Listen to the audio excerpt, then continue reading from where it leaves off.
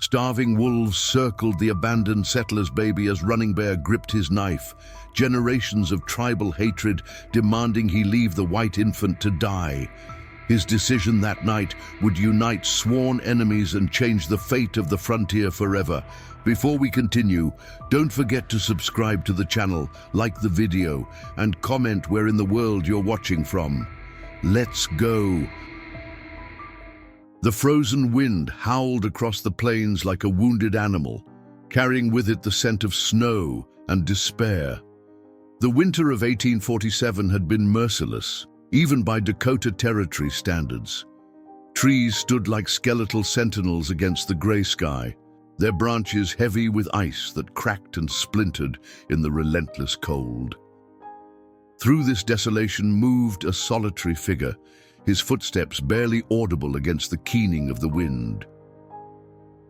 Running Bear pulled his buffalo hide closer around his shoulders, his dark eyes scanning the horizon with the practiced gaze of a hunter. At 28, his face already bore the marks of too many battles, too many losses. The white settlers called him savage, but they didn't see the poetry in his soul, the deep wisdom passed down through generations of his Lakota ancestors. They didn't know that beneath his stoic expression lay the grief of a man who had buried his wife and infant son just 3 moons earlier, victims of the smallpox that the white men had brought to his people. He paused atop a snow-covered ridge, his breath forming clouds in the bitter air. The settlement was less than a day's journey west, the same settlement whose militia had burned 3 Lakota villages the previous summer. Running Bear's hand instinctively moved to the medicine pouch at his neck, seeking the comfort of sacred objects within. The council elders had sent him to observe the settlers' movements, not to engage. Information was power in this endless territorial struggle. That's when he heard it, faint at first, almost indistinguishable from the wind. But Running Bear's ears were sharp, trained by years of listening for the subtle sounds of prey and predator alike. He turned his head, focusing. There it was again, a thin, desperate wail that could only be human, a child. Something ancient and instinctual stirred within him. Without conscious thought, his feet were already moving, carrying him toward the sound with silent urgency. He descended the ridge, moving through knee-deep snow with the grace of a mountain lion. The cries grew louder as he approached a narrow pass between 2 hills. In the gathering dusk, he saw it, an overturned wagon, its canvas covering torn and flapping in the wind like a wounded bird. The horses were gone, likely having broken free in whatever calamity had befallen the travelers. Dark stains in the snow told a grim story, but it was the movement around the wagon that made Running Bear drop to a crouch, his hand moving to the knife at his belt. Wolves, 5 of them, circling something near the wreckage. Hunger had made them bold, willing to investigate the scent of humans despite their natural wariness. The cries came again, weaker now. Running Bear's heart quickened. Without horses or firearms, the odds were not in his favor against a pack of starving wolves. The sensible choice would be to retreat, to leave the white settlers' fate to the spirits. It was not his concern. And yet, the memory of his own son's cries echoed in his mind. Some bonds transcended the divisions of skin and language. Some duties were sacred beyond tribal loyalties. Running Bear moved silently to the wagon's remains. He found a broken wheel spoke and wrapped one end with canvas, creating a makeshift torch. With flint from his pouch, he struck sparks until the fabric caught fire. The wolves, now aware of his presence, turned toward him, yellow eyes reflecting the flame's glow. The largest wolf, gaunt with hunger, snarled a warning. Running Bear responded with a war cry that split the air, advancing with his burning brand held high. 2 wolves retreated immediately, but 3 stood their ground, including the leader.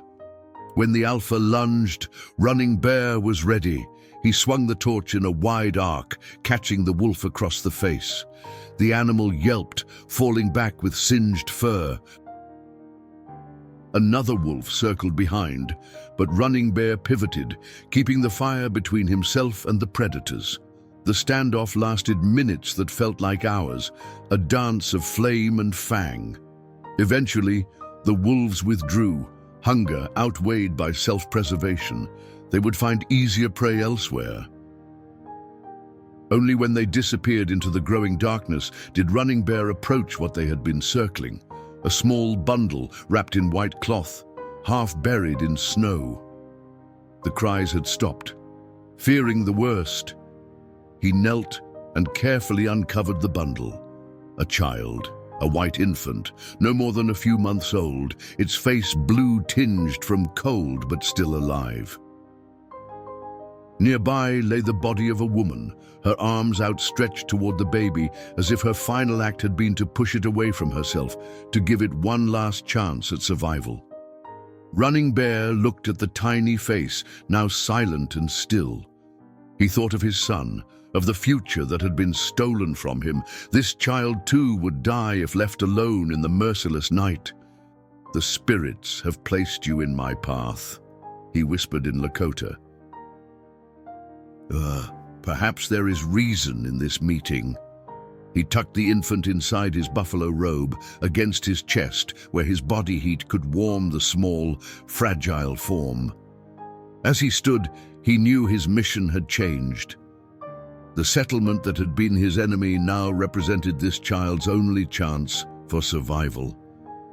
Running Bear faced west, toward the smoke from distant chimneys rising against the darkening sky.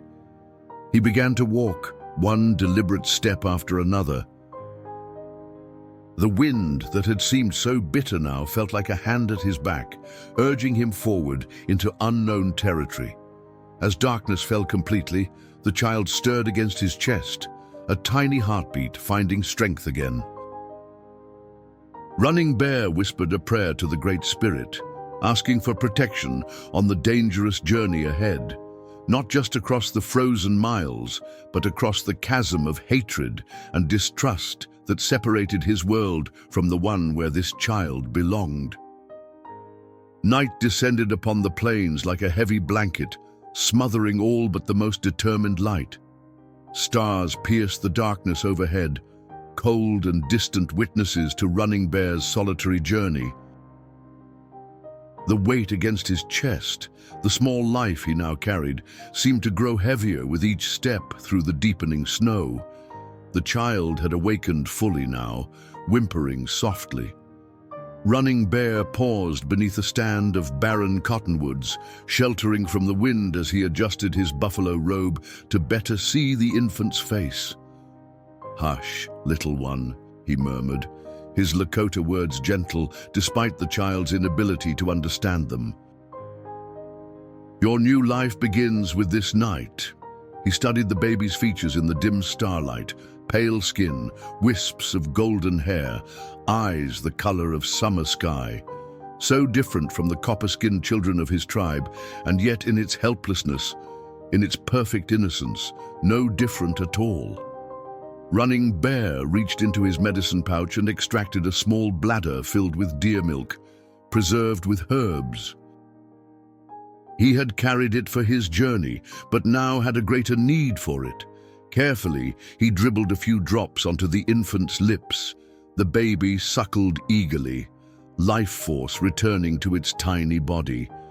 "You fight to live," Running Bear said with approval. "A warrior's spirit." As the infant fed, Running Bear contemplated what lay ahead. The settlement, Willow Creek, the whites called it, was known to be hostile to any native who approached. 3 of his cousins had been shot within sight of its wooden walls last autumn. To walk there openly, alone, was to court death, and yet what choice remained? The night grew colder. The child would not survive without proper care, milk, warmth. His decision made, Running Bear secured the infant inside his robe and continued westward. The terrain grew steeper, forcing him to pick his way carefully through rocky passes. Twice he stopped to rest, sharing his body heat with the child and offering more milk. By the time the eastern sky began to lighten with the first hint of dawn, exhaustion pulled at his limbs like lead weights. Then he saw it. Thin columns of smoke rising from stone chimneys, the dark outlines of cabins, and a wooden stockade wall. Willow Creek. Even from this distance, he could make out the figures of sentries pacing along a raised platform inside the walls. Running Bear crouched behind a fallen log, considering his approach. To be seen too far from the gates might mean being shot without question.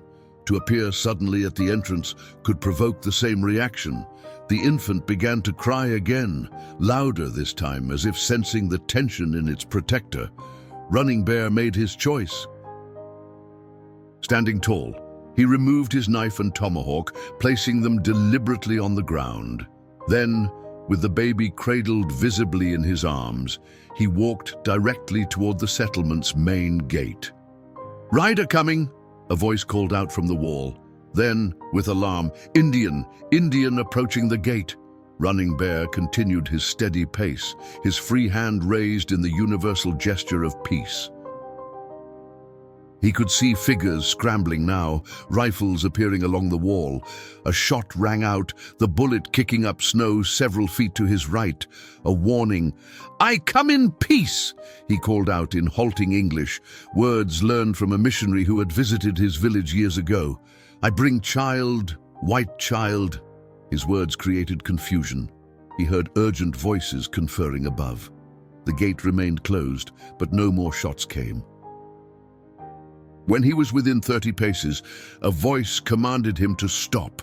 "Place whatever you're carrying on the ground and back away," ordered a man whose rifle barrel gleamed in the early light. Running Bear shook his head. "Child," he insisted, "cold, needs help." The baby's cries grew louder, the sound unmistakable now even to those on the wall. There was more hurried discussion, and finally the gate creaked open. 3 men emerged, rifles trained on Running Bear's chest. One, older than the others, with a grey beard and penetrating eyes, stepped forward cautiously. "I am Marshal William Blackwood," he said. "You claim to have a white child?" Running Bear nodded, carefully opening his buffalo robe to reveal the infant.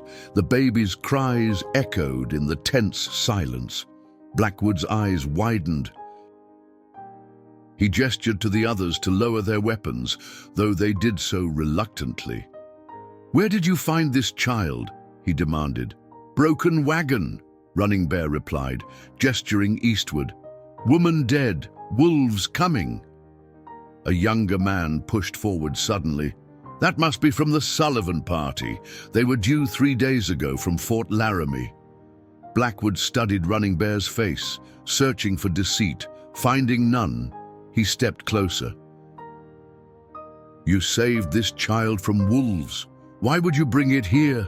Running Bear met his gaze steadily. "All children sacred, this one not meant to die." The simple words hung in the frigid air between them, a bridge of humanity spanning a chasm of hatred and distrust. For a long moment, no one moved.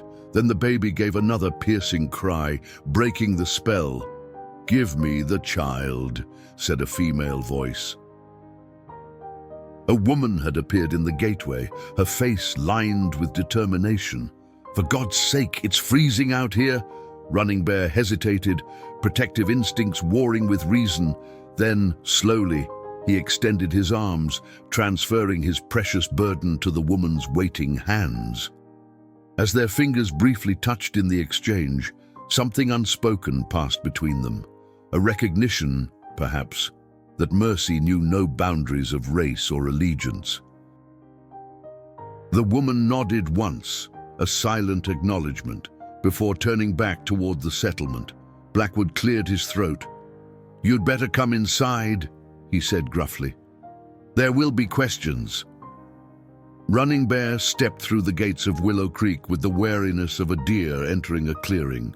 His every sense was heightened, alert to danger. Inside, the settlement revealed itself as a collection of rough-hewn cabins arranged around a central clearing. Smoke curled from stone chimneys, carrying the scent of burning pine and cooking breakfast. Children who had been playing in the snow froze at the sight of him, their eyes wide with a mixture of fear and fascination. "Inside," Blackwood directed, gesturing toward a larger building at the far end of the clearing. "That's the meeting hall." Running Bear followed, acutely aware of the stares that tracked his movement. Women pulled their children closer. Men reached for weapons. He heard whispers. Savage, redskin, murderer. Words he understood all too well from previous encounters with white settlers. The meeting hall was warmer, a large fireplace dominating one wall. Several wooden benches faced a simple table where Blackwood now positioned himself. The woman who had taken the baby sat near the fire, unwrapping the infant from its soiled blankets. "Sarah," Blackwood called, "send for Elizabeth Sullivan. If this child is who we think, she'll want to know immediately."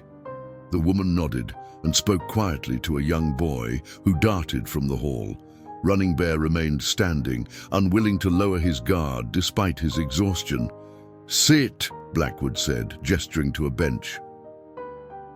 Running Bear shook his head. "I stand." More settlers filed into the hall, curious and suspicious. Among them came a man whose face twisted with rage at the sight of the Lakota warrior. "What's this devil doing here?" he demanded, hand moving to the knife at his belt.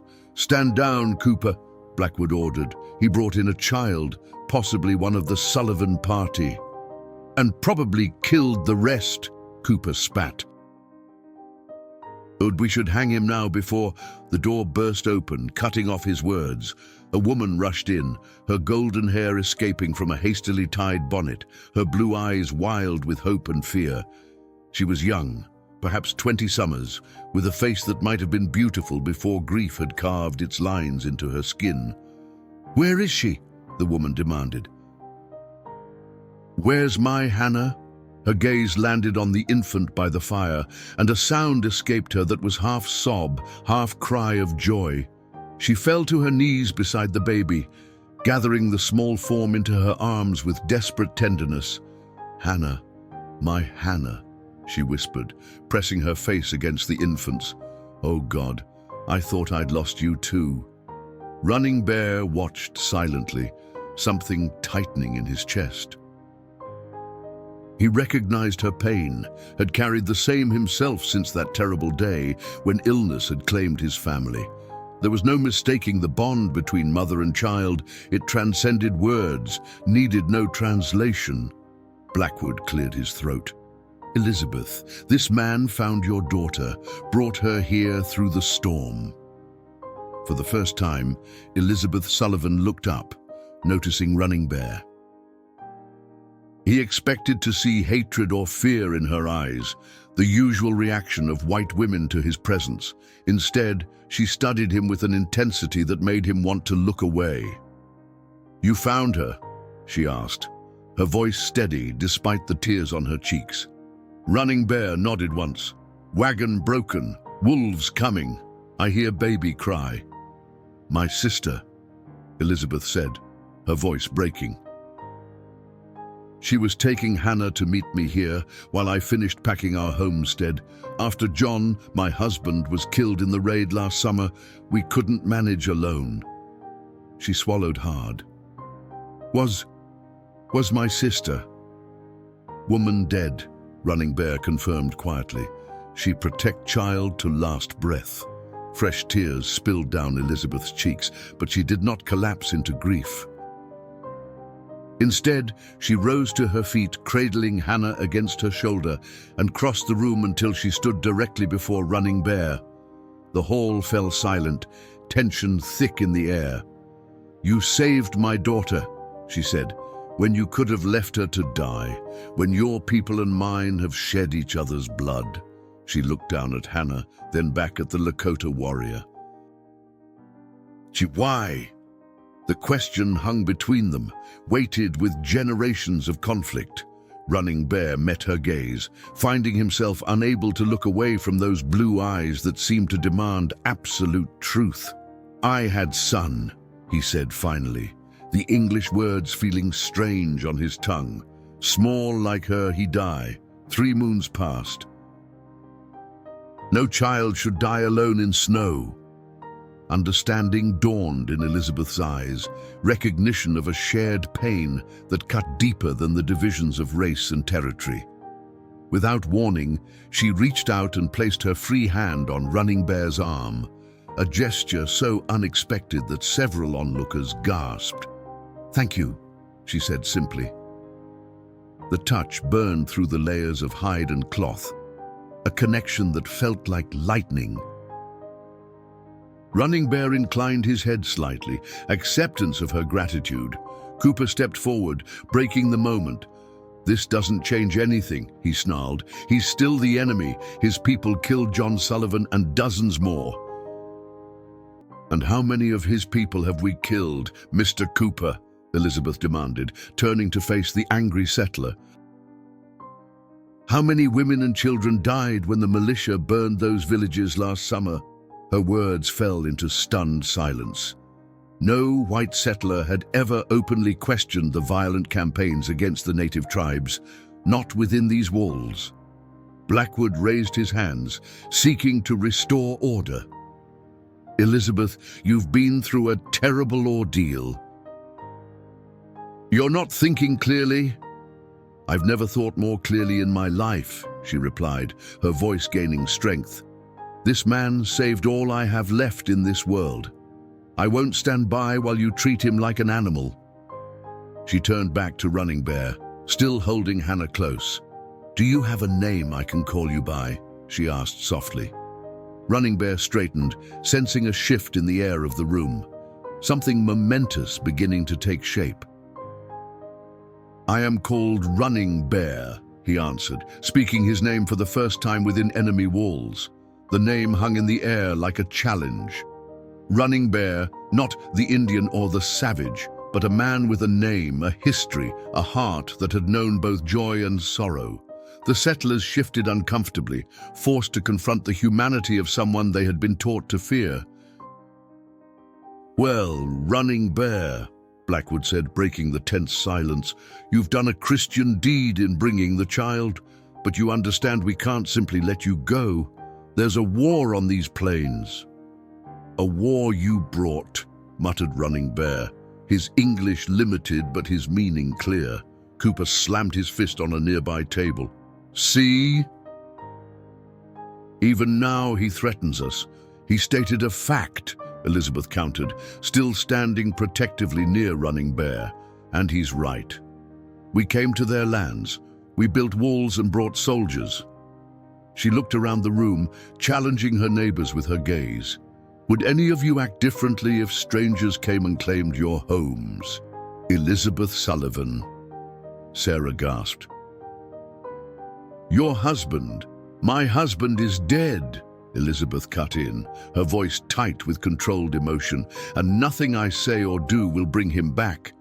But this man saved my daughter when he could have walked away. That means something to me, even if it doesn't to you." Blackwood rubbed his beard thoughtfully.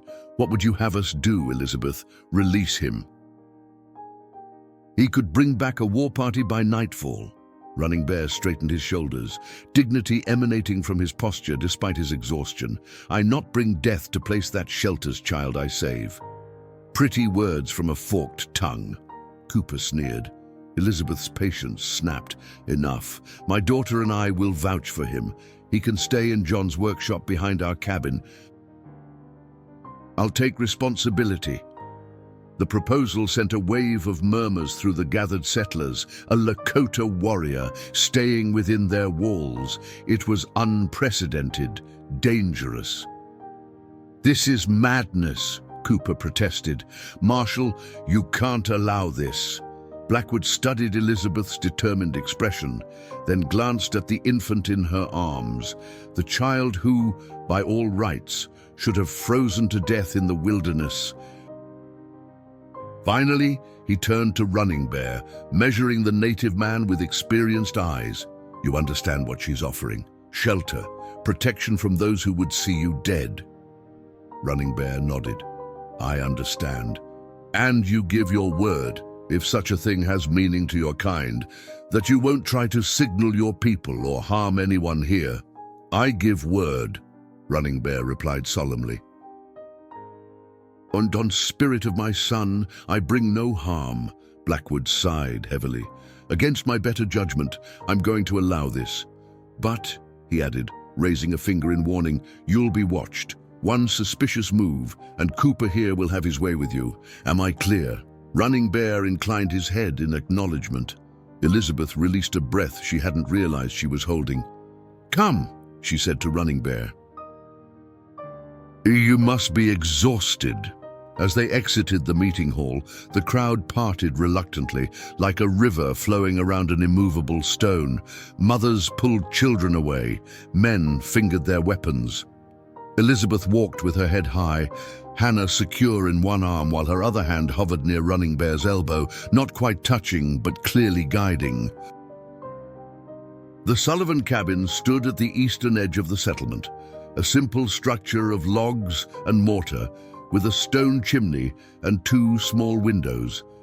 Behind it sat a smaller building that had once been John Sullivan's workshop. "It's not much," Elizabeth said as she pushed open the workshop door, "but there's a cot and it's dry." Inside was a craftsman's sanctuary. Tools hung neatly on the walls. A workbench dominated one side, and a small iron stove squatted in the corner. A narrow cot, likely where John had rested during long projects, was positioned beneath the room's only window. Running Bear took in the space with a single glance, noting exits, potential weapons, lines of sight. The habits of survival didn't disappear simply because he had accepted temporary sanctuary. "I bring your things," he said, remembering the weapons he had left outside the settlement. "I'll have someone retrieve them," Elizabeth replied. "You shouldn't leave the settlement." "Not everyone agrees with Marshal Blackwood's decision." Running Bear nodded, understanding the unspoken warning. He sank onto the cot, suddenly overwhelmed by fatigue after his night-long journey. Elizabeth hesitated at the door, studying this strange man who had entered her life so unexpectedly. "I'll bring food and water," she said finally. "Rest now." When she had gone, Running Bear removed his buffalo robe and moccasins. He placed his medicine pouch carefully beside the cot, touching it reverently. Then he stretched out, every muscle aching from exertion and tension. Sleep did not come immediately. His mind replayed the events that had led him here to this impossible situation, sleeping in the enemy's camp, under the protection of a white woman whose husband might well have died fighting his own people. The Great Spirit had a curious sense of humor, it seemed. Outside, he could hear raised voices, Elizabeth's neighbors, no doubt, expressing their displeasure at his presence. But above that, fainter, came another sound, Elizabeth singing softly to her daughter. The melody drifted through the thin walls, a lullaby unlike those of his people, yet serving the same purpose: comfort, security, love. Running Bear closed his eyes, allowing the gentle tune to wash over him. In that moment, suspended between waking and sleeping, he could almost imagine his wife singing to their son in a lodge now empty, in a life now gone. As consciousness slipped away, one thought remained. Perhaps in saving this child, he had also saved something within himself that he had believed forever lost. 3 days passed like cautious footsteps on thin ice. 3 days of suspicious glances and whispered concerns. 3 days during which Running Bear remained mostly within the confines of John Sullivan's workshop, emerging only when Elizabeth called him for meals or to help with tasks too heavy for her alone. February winds rattled the settlement's wooden structures and piled snow against the stockade walls. Inside Elizabeth's cabin, however, warmth prevailed. Hannah had recovered fully from her ordeal, her cheeks now pink and healthy, her cries strong and demanding. She had no memory of the cold that had nearly claimed her life, no understanding of the boundaries that separated the adults around her. On the fourth morning, Elizabeth entered the workshop carrying a steaming bowl of porridge. She found Running Bear seated cross-legged on the floor, crafting something from scraps of leather he had collected. "You should eat while it's hot," she said, setting the bowl beside him. Running Bear nodded his thanks. He had begun to learn more English words, listening carefully when Elizabeth spoke, studying the movements of her lips as if deciphering a code. In turn, he had taught her several Lakota phrases, simple greetings, the names of animals, words for weather and seasons. "What are you making?" she asked, gesturing to the leather work in his hands. Running Bear held up the partially completed project, a tiny moccasin, sized for an infant's foot. "For Hannah," he explained, "winter still long. Keep feet warm." Elizabeth's expression softened. She reached out, her fingers brushing the soft leather. "It's beautiful craftsmanship. John was skilled with wood, but I've never seen leatherwork this fine." The mention of her husband's name hung between them, a ghost neither could quite exorcise. Running Bear had noticed that Elizabeth spoke of John often, keeping his memory alive through stories and remembrances. It was a practice his own people shared, honoring those who had walked onto the spirit world by speaking their names, recounting their deeds. "Your husband," Running Bear said carefully, "he was good man." Elizabeth settled onto a nearby stool, absently smoothing her skirts. "Yes," she answered after a moment's reflection. He was kind, strong-willed sometimes, but gentle with me. He was so happy when he learned we were expecting Hannah." Her voice caught. "He never got to hold her." Running Bear nodded, understanding. "My son," he offered, "had smile like sunrise, small teeth just coming, laugh that make birds jealous." Elizabeth's eyes glistened with unshed tears. This exchange of memories felt sacred, a sharing of wounds that might, with time, begin to heal. Their quiet moment was interrupted by a sharp knock at the cabin's front door. Elizabeth rose quickly, brushing away tears. Running Bear remained where he was, but his posture tensed, alert to potential danger. Through the thin walls, he heard Elizabeth greeting someone, then multiple voices engaged in urgent conversation. A minute later, she appeared at the workshop door, her face tight with worry. "Marshal Blackwood needs to speak with you," she said. "There's trouble." In the main room of the cabin, Blackwood stood with two other men, one young and nervous, the other weather-beaten and grim. They stiffened as Running Bear entered. "We've spotted smoke signals to the west," Blackwood said without preamble. "Daniel here thinks it might be Crow. They've been pushing into hunting territories all winter."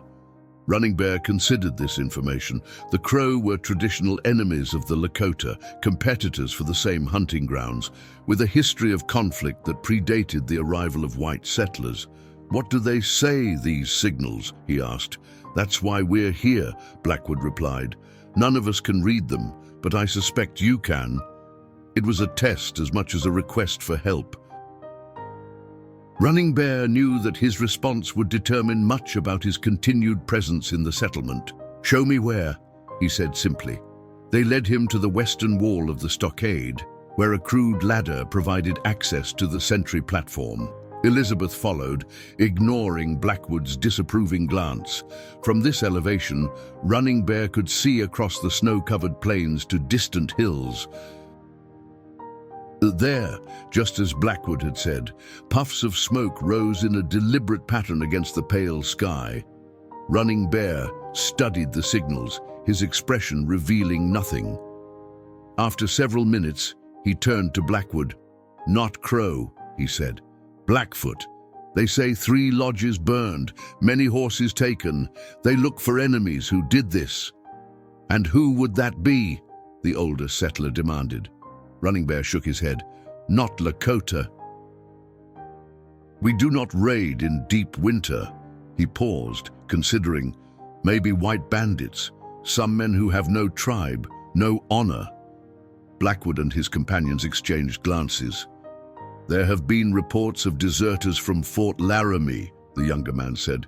"Soldiers gone bad, preying on isolated homesteads. And now targeting Indian camps too," Blackwood muttered. "Just what we need, another enemy stirring up the tribes." Running Bear watched the smoke signals fade against the sky. "If Blackfoot think it was your people, they will come. Maybe not today, maybe not tomorrow, but they will come." The implications settled heavily on the group. The settlement, while defensible, was not prepared for an attack by determined warriors. "What would you do?" Elizabeth asked suddenly, addressing Running Bear directly. "If you were leading your people and faced this threat," the question surprised everyone, not least Running Bear himself. A white woman asking a Lakota warrior for military advice was unprecedented. "I would send scouts," he answered honestly. "Learn enemy movements, prepare defenses, consider alliances." "Alliances," Blackwood repeated, his tone skeptical. "With whom?" Running Bear met his gaze steadily. "Those who share common enemy." In the silence that followed, a new possibility took shape, unspoken but undeniably present.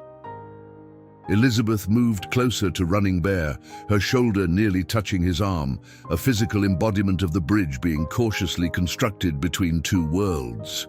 The settlement council gathered in the meeting hall that evening, faces grave as Blackwood relayed Running Bear's interpretation of the smoke signals. The implications hung heavy in the lamplit room, a band of renegades targeting both natives and settlers, the threat of Blackfoot retaliation, the precarious peace of winter giving way to potential bloodshed with the coming thaw. "I say, we strengthen our defenses and wait it out," Cooper argued. "Let the savages fight each other. Not our concern if Blackfoot and Lakota want to kill each other. Except we're caught in the middle," countered Reverend Miller, the settlement's spiritual leader. "And if Running Bear is right about these bandits, we face the same enemy." Blackwood rubbed his jaw thoughtfully. "We need more information. If only we could send scouts, as Running Bear suggested." "Why not let him go?" Elizabeth's voice cut through the murmurs. She had been permitted to attend as Hannah's mother, though women rarely participated in council decisions. "He knows the land, the signs. He could learn what we need to know." Cooper laughed harshly. "And we'd never see him again. He'd run straight to his people, bring them down on us while we sleep. If he wanted us dead, he had his chance," Elizabeth retorted.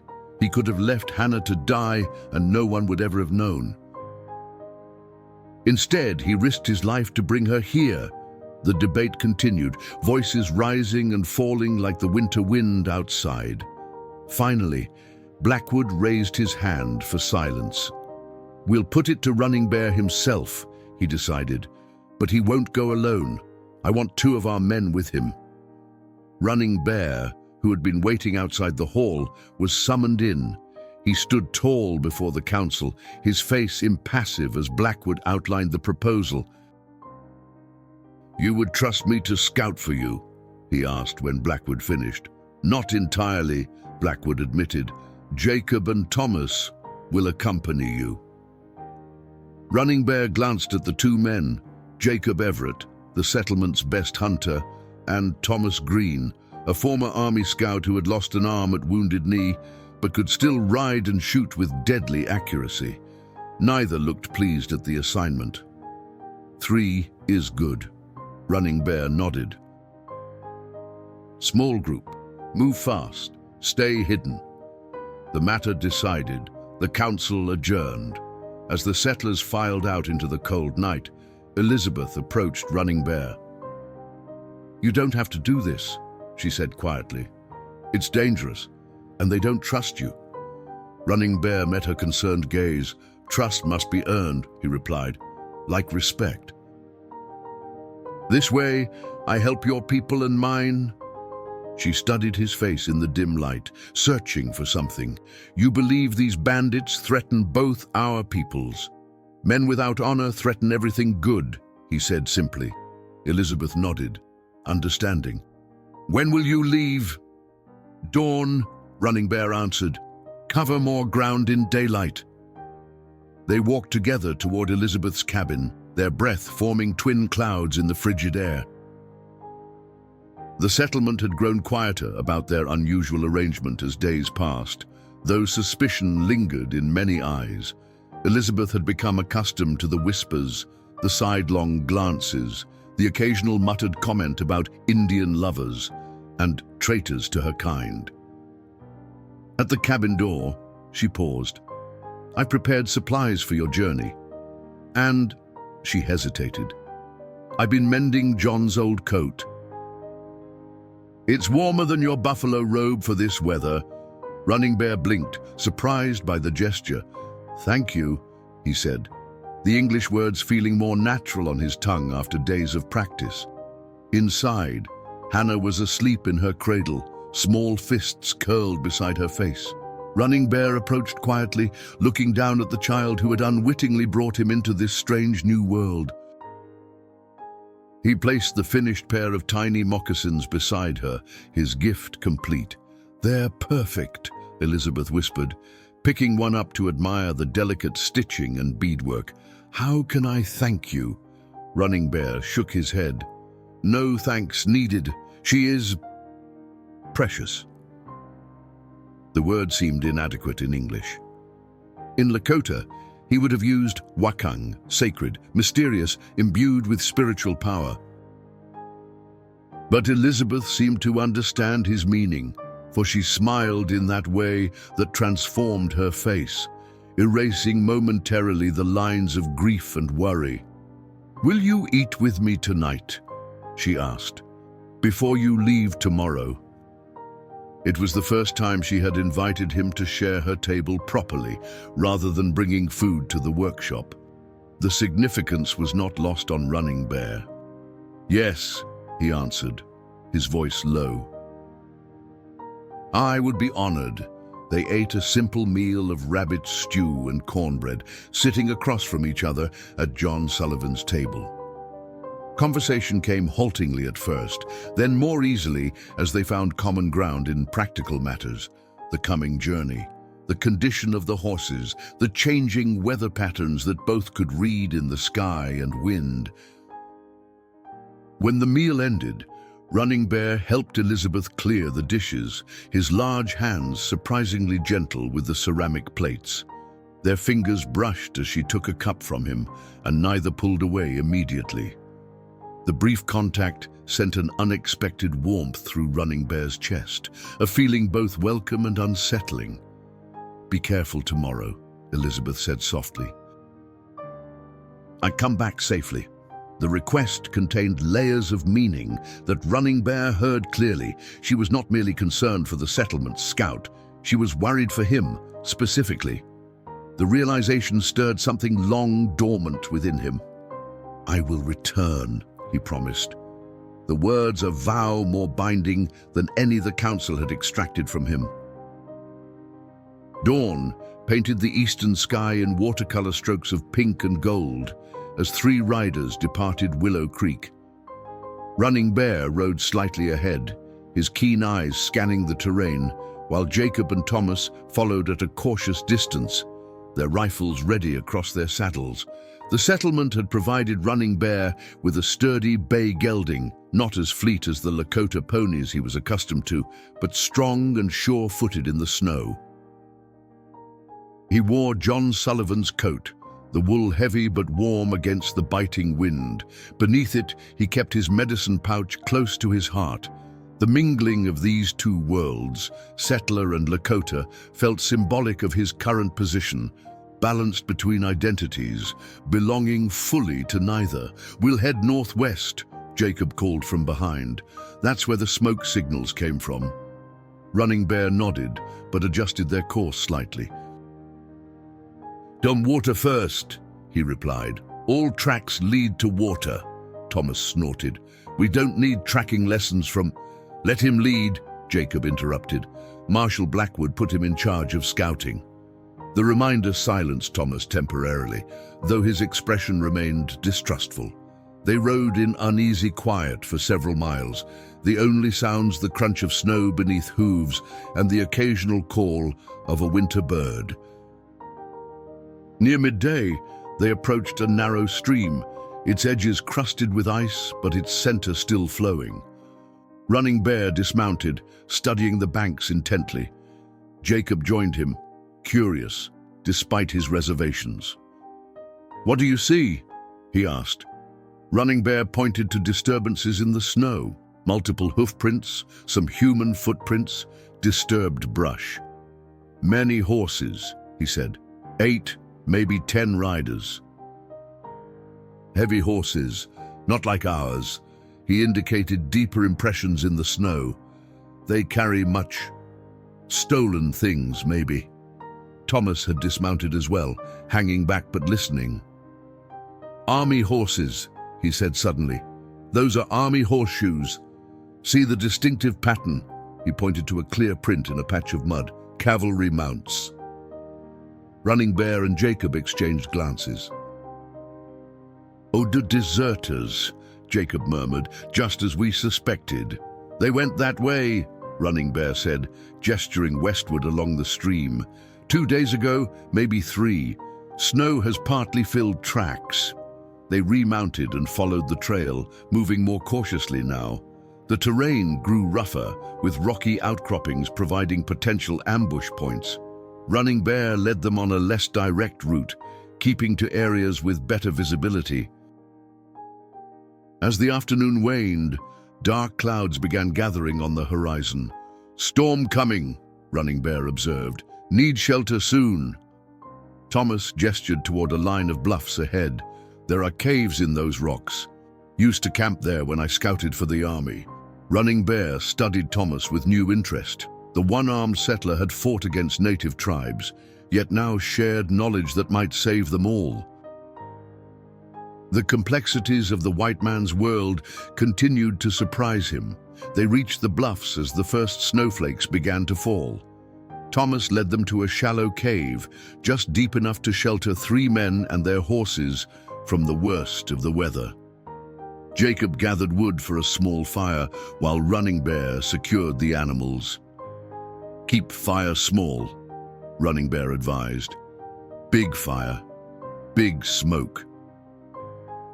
Enemies see." Thomas nodded grudgingly, acknowledging the wisdom. As darkness fell and the storm intensified outside their rocky shelter, the 3 men huddled around the modest flames, each wrapped in his own thoughts and blankets. Jacob broke the silence, offering Running Bear a strip of dried beef from his provisions. "You've got good eyes," he said. "I wouldn't have spotted those tracks so quickly myself." It was a small concession, but significant. Running Bear accepted both the food and the compliment with a nod. "How'd you learn to track like that?" Jacob continued, genuine curiosity in his voice. Running Bear chewed thoughtfully before answering. "My father teach me, his father teach him. Many generations." He paused, remembering. "Start as boy, following rabbit tracks in snow. Later, deer, then men." "My pa taught me hunting too," Jacob said. "Best shot in Tennessee. Came west when I was 12. Thomas stirred, his face half illuminated by the firelight. "You had a son," he said abruptly to Running Bear. "Heard you tell Elizabeth Sullivan. Sickness took him." Running Bear tensed, surprised by the direct reference to his loss. "Yes," he answered simply. "Spotted fever."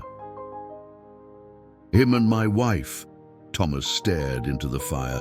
"Lost my Sarah to cholera and my boy." His voice roughened. "Army doctors couldn't do nothing for them." The shared grief hung in the air between them, a bridge of understanding neither had expected to find. Jacob looked from one man to the other, witnessing something shift in their relationship. "Seems to me," he said quietly, "we've all lost too much already." Running Bear met Thomas's eyes across the fire. No words were exchanged, but a message passed between them, recognition of a common humanity that transcended the barriers of race and history. The moment ended when a sound outside the cave caught Running Bear's attention. He raised a hand for silence, head tilted in concentration. The others froze, watching him intently. "Horses," he whispered, "coming this way." Jacob moved to douse the fire, but Running Bear stopped him. "Too late. They already see light." He reached for his knife, the only weapon Blackwood had permitted him to carry. Many riders, not moving like hunters. "Bandits," Thomas hissed, drawing his pistol. Running Bear nodded grimly. "We are trapped here. Must fight together or die separate." The three men positioned themselves near the cave entrance, weapons ready. As the approaching riders drew nearer, their voices became audible, rough, confident, speaking English with various accents. "Remember," Running Bear said softly, "these men are enemies to all our peoples." Thomas glanced at him, then extended his hand. After a moment's hesitation, Running Bear clasped it firmly. "Together," Thomas agreed. The riders halted at the base of the bluff, their silhouettes dark against the snow-filled night. Running Bear counted 8 men, their faces obscured by scarves and hats pulled low against the storm. Their horses, large cavalry mounts just as Thomas had identified, pawed restlessly at the ground, sending up small clouds of powdery snow. "Someone's up there," one man called, pointing toward the faint glow emanating from the cave. "Could be those Blackfoot we've been tracking." "Or more settlers," another voice responded. "Either way, they'll have supplies we can use." Running Bear exchanged glances with Jacob and Thomas. These were indeed the bandits they sought, men without allegiance, preying on both native tribes and white settlements. Jacob raised his rifle, but Running Bear placed a restraining hand on his arm. "Too many," he whispered. "Need better plan." Thomas nodded in agreement. "We're outnumbered. Might be able to hold the cave, but they could wait us out." Running Bear assessed their position quickly. The cave entrance was narrow, a defensible position, but also a trap if the bandits decided to smoke them out. He pointed to a narrow ledge that ran along the side of the bluff. "That path leads higher. In darkness, in storm, we can move. Circle behind them." Jacob looked skeptical. "That's barely a foot wide in places. One slip and it's a 30-foot drop." "I will go first," Running Bear insisted. "Show safe path." Below, the bandits were discussing their approach, unaware of the plan forming above them. One had dismounted and was studying the tracks leading to the cave. 3 horses, he reported. Fresh tracks, despite the snow. They're still up there. The leader, a broad-shouldered man with a cavalry officer's bearing, issued orders. "Jenkins, Harris, circle around and see if there's another way out. The rest of you, with me, will smoke out whoever's hiding up there." Time was running out. Running Bear moved to the horses, quickly gathering the reins of all 3 mounts. "Must leave them," he said regretfully. "Too noisy on narrow path." Thomas cursed under his breath but didn't argue. Jacob hastily collected essential supplies into a single pack while Thomas checked his pistol. "Ready?" Running Bear asked. Both men nodded grimly. Running Bear led them to the back of the cave where the narrow ledge began. Without hesitation, he stepped out onto it, pressing his back against the rock wall for balance. The wind howled around them, blinding snow making each step treacherous. "Step where I step," he instructed. "Keep one hand on rock always." They inched along the precipitous path, the storm providing cover but also increasing the danger. Below, they could hear the bandits approaching the cave, shouting when they discovered the abandoned horses. Confusion turned to anger when they realized their quarry had slipped away. "Find them!" the leader bellowed. "They can't have gone far in this weather." Running Bear led his companions higher up the bluff until they reached a sheltered overhang. From this vantage point, they could observe the bandits' movements without being seen. "What now?" Jacob whispered. "We can't stay here all night without freezing." Running Bear pointed to the bandits' horses, left loosely tethered at the base of the bluff. "Take their mounts," he suggested. "They become prey instead of hunters." Thomas grinned for the first time since their journey began. "I like how you think, Running Bear." The three men formulated their plan quickly. Using the storm as cover, they would descend the far side of the bluff, circle around, and capture the bandits' horses.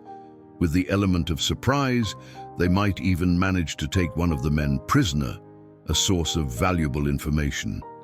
The descent was harder than the climb, but Running Bear moved with the sure-footed confidence of a mountain lion, helping Thomas navigate difficult sections with his one arm.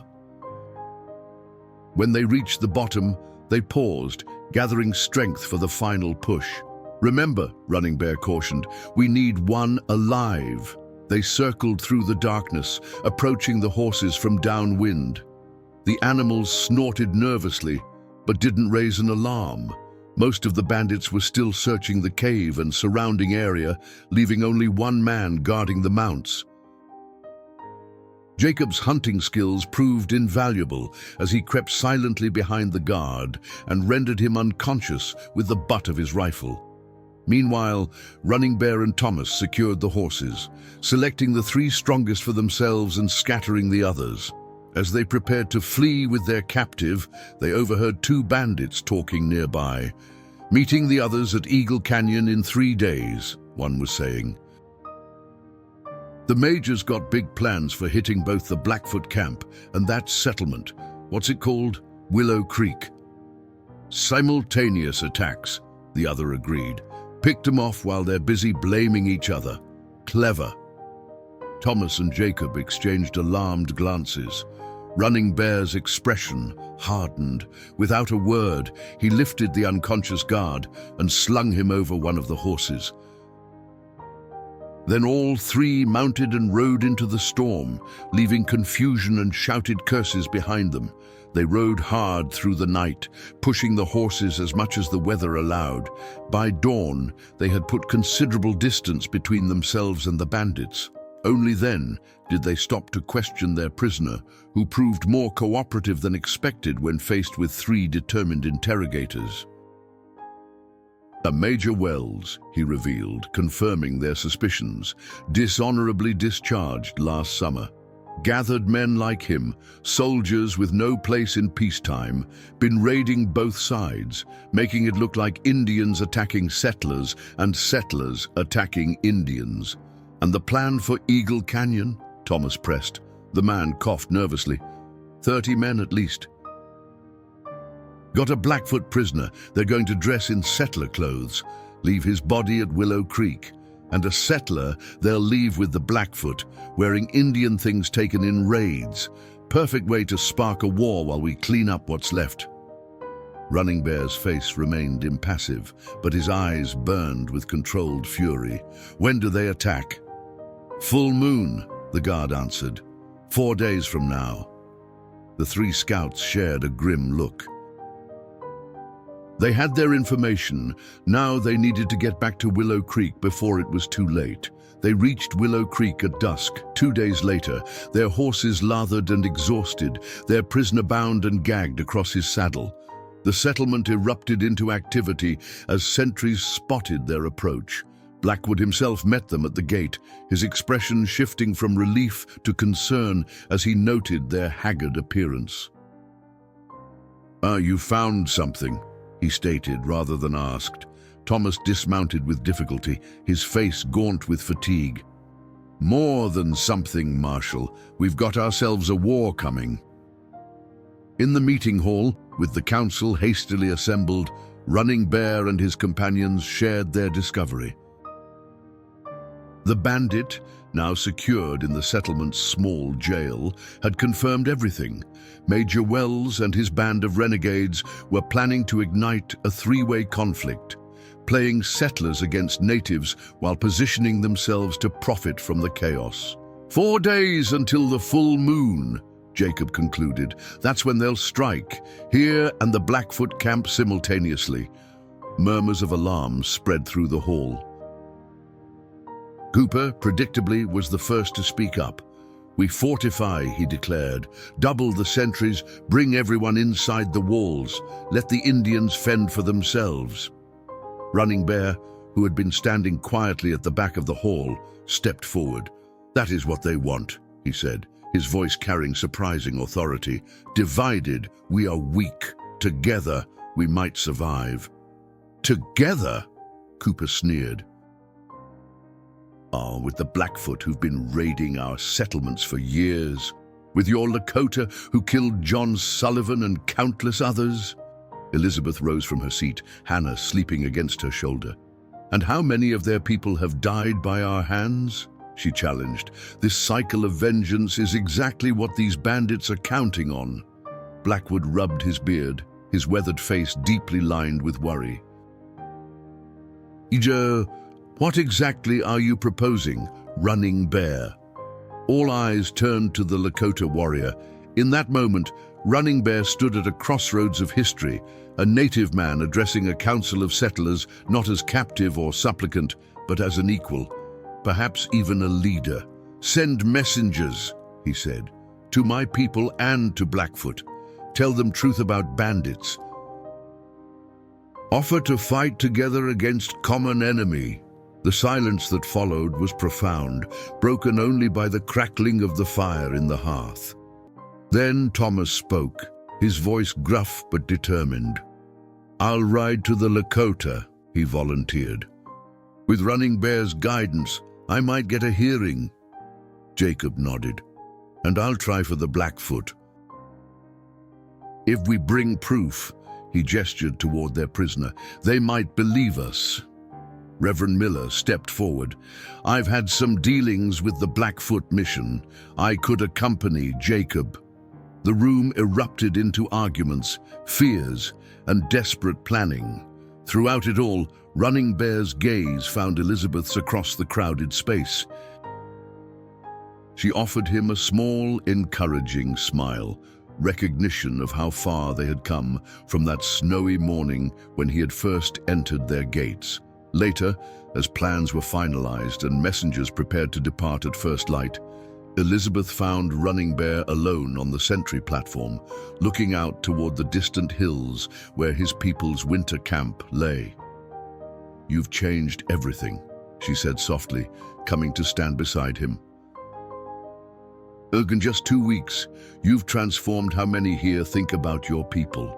Running Bear shook his head. "Not me," he replied.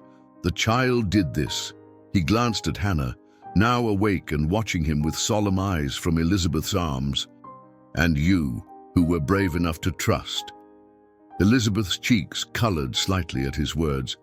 "Will your people listen? After everything that's happened between our kinds, some will resist," Running Bear acknowledged, "as some here still do. But my father is respected elder. If Thomas reaches him with my token," he touched the medicine pouch at his neck, "he will listen." "And the Blackfoot?" Running Bear's expression grew more somber, harder. "We have been enemies longer than your people have been here, but they are wise. They know difference between truth and lies." A comfortable silence fell between them as they gazed out at the darkening landscape. Without planning to, Elizabeth found herself standing closer to Running Bear than propriety would normally allow. The warmth of his presence was a comfort against the evening chill. "I've been thinking," she said after a while, "about what happens after. If we survive this." Running Bear turned slightly toward her, his dark eyes questioning. "Could there be peace?" she asked. "Real peace, not just temporary alliances?"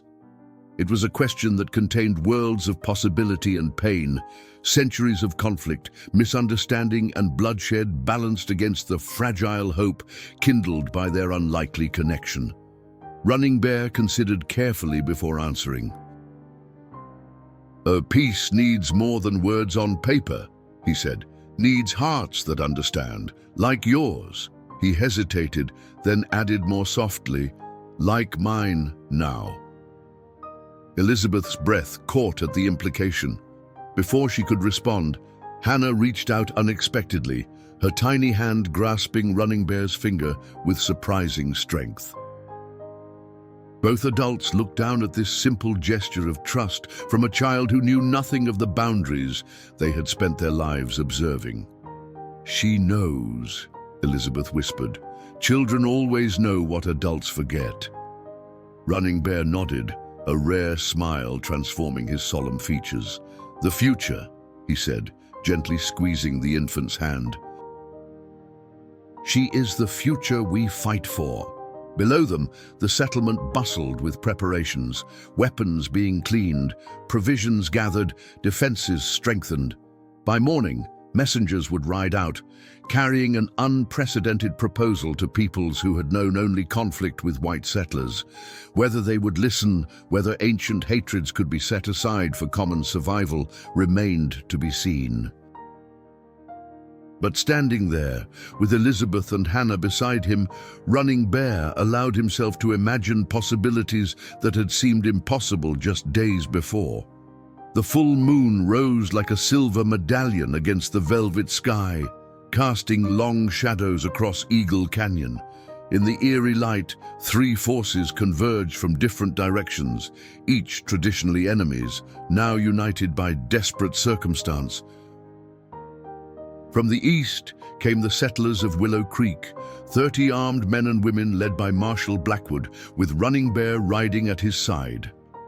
From the north descended 24 Lakota warriors, their faces painted for battle, led by Grey Wolf, Running Bear's father, his weathered face a mask of cautious determination. And from the west, a contingent of Blackfoot braves approached silently, their chief, Tall Feather, having listened to the settlers' warnings with initial skepticism that gave way to strategic alliance. 3 days earlier, it had seemed impossible. Thomas had returned from the Lakota camp with Grey Wolf himself, the elder warrior initially suspicious but ultimately convinced by his son's medicine pouch and the consistent accounts from Thomas and their bandit prisoner. Jacob and Reverend Miller had faced a more challenging reception among the Blackfoot, nearly losing their lives before evidence of the bandits' deception, including stolen Blackfoot artifacts found in the renegades' possession, persuaded Tall Feather to consider the unprecedented alliance. Now, as the three groups gathered at the rendezvous point overlooking the canyon, ancient enmities were temporarily set aside in favor of survival. Running Bear moved between them, translating, coordinating, bridging worlds that had been separate for generations. "Major Wells expects to catch us unaware," Blackwood explained, as Running Bear translated into both Lakota and what he knew of the Blackfoot tongue. "Instead, we surround them," Grey Wolf nodded, studying the settler with penetrating eyes. "My son says you are a man of honor," he said in Lakota, which Running Bear translated. "And we will see if your actions match your words. The same could be said of all of us," Blackwood replied evenly. Tall Feather stepped forward, his imposing figure accentuated by the moonlight.